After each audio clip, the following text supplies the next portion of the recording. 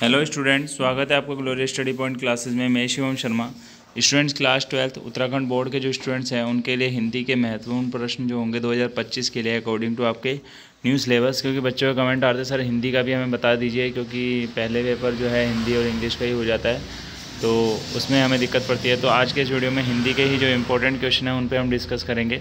ठीक है, क्या क्या इंपॉर्टेंट क्वेश्चन आपके रहने वाले हैं, तो इन क्वेश्चनों को आप जरूर तैयार कर लीजिएगा। क्वेश्चन थोड़े ज़्यादा हो सकते हैं, बट यह है कि अगर आप इनको तैयार कर लेंगे फिर आपका कोई भी क्वेश्चन पेपर में बचेगा नहीं जो आपको ना आता हो। ठीक है, सारा पेपर आप अच्छे से कंप्लीट कर लेंगे। तो चलिए आइए वीडियो को स्टार्ट कर लेते हैं। ज़्यादा टाइम आपका वेस्ट नहीं करेंगे। चैनल पर नए हैं तो चैनल को सब्सक्राइब जरूर कर लेना और बेल आइकन को प्रेस कर लेना ताकि आपको इसी तरीके का लेटेस्ट अपडेट मिलता रहे। तो सबसे पहले आप यहाँ देखेंगे, सबसे पहला क्वेश्चन जो आपका है वह है पतंग शीर्षक कविता की विषय वस्तु का निरूपण कीजिए। यानी जो पतंग शीर्षक है कविता की विषय वस्तु क्या थी उसका आपने पूरा अच्छे तरीके से क्या करना है, निरूपण करना है। उसके बाद लिखा है कैमरे में बंद अपाहिज में व्यंग पर अपने विचार व्यक्त कीजिए। आपको इसको व्यक्त करके बताना है।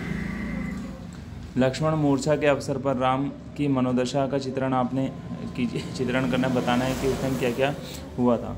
ठीक है, बाजार दर्शन पाठ के आधार पर बताइए कि व्यक्ति किस रूप में बाजार का जादू असर करता है, कि व्यक्ति के पर बाजार किस रूप से बाजार का जादू असर करेगा। यानी ठीक है, इसको देखिए सीरीज़ के फूल काफ़ी अच्छा टॉपिक है।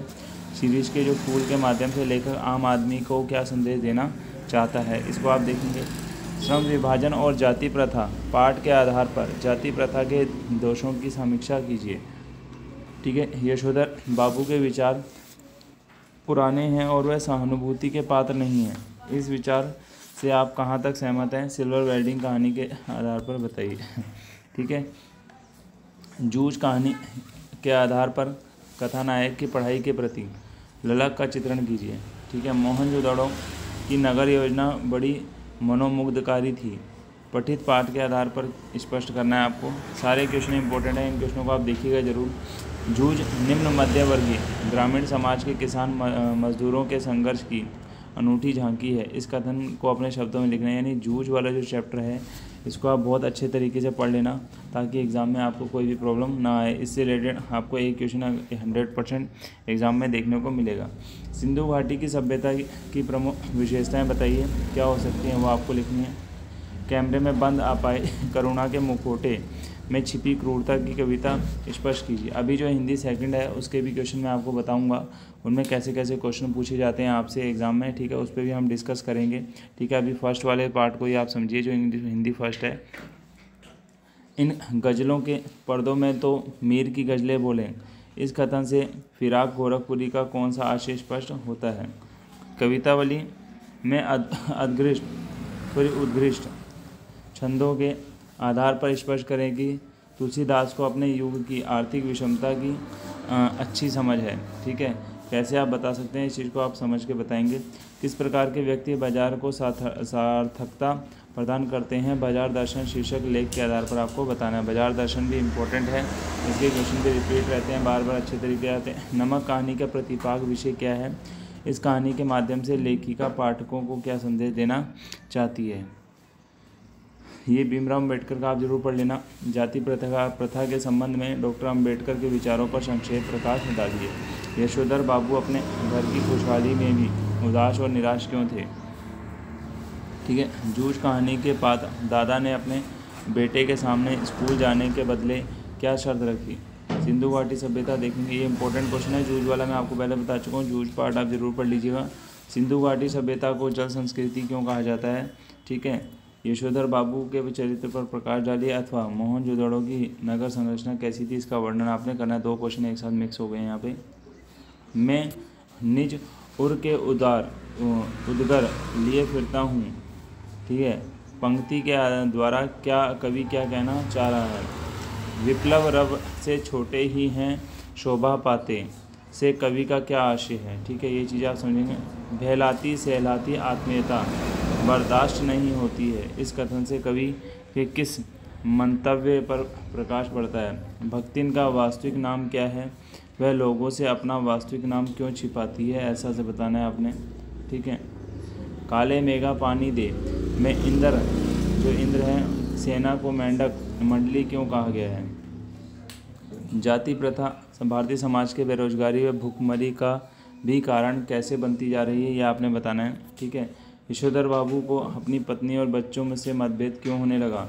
ठीक है। जूझ शीर्षक, जूझ वाला आप 100% पढ़िएगा, ये आएगा जरूर इसमें। ठीक है। पुरातत्व के किन चिन्हों के आधार पर आप ये कह सकते हैं कि सिंधु सभ्यता ताकत से शासित होने की अपेक्षा समझ से अनुशासित सभ्यता थी। ठीक है। जूझ शीर्षक आत्मकथ्यात्मक उपन्यास का अंश विद्यार्थियों के लिए हम कदम हो सकता है, इस कथन का विवेचना कीजिए। बादलों के आगमन पर प्रकृति में होने वाले परिवर्तनों का वर्णन बादल राग की कविता से कीजिए। वेरी वेरी इंपॉर्टेंट क्वेश्चन है ये। छोटे